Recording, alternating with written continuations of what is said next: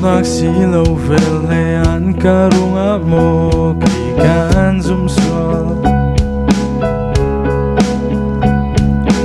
tinlung dila sining dila kan pe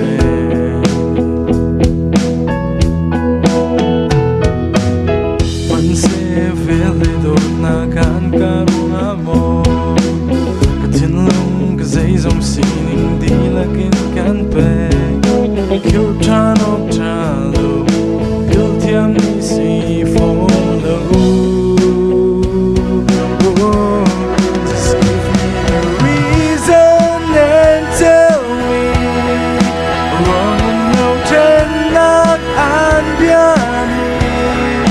Kalung kina kway, nung siya har.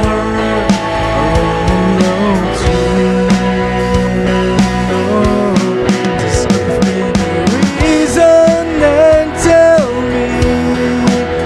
Dang xin ya mi lu mai mo ti tia ma her dor tia ma her om lo tu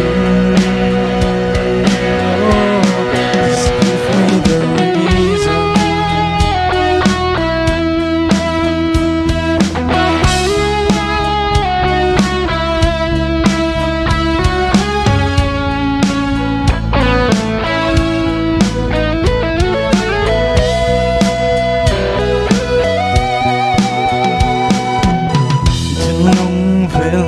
Nagan karunga mo Katinlung kazay zong sining di lakin kan pe Kill tano talo Pil tiam ni si follow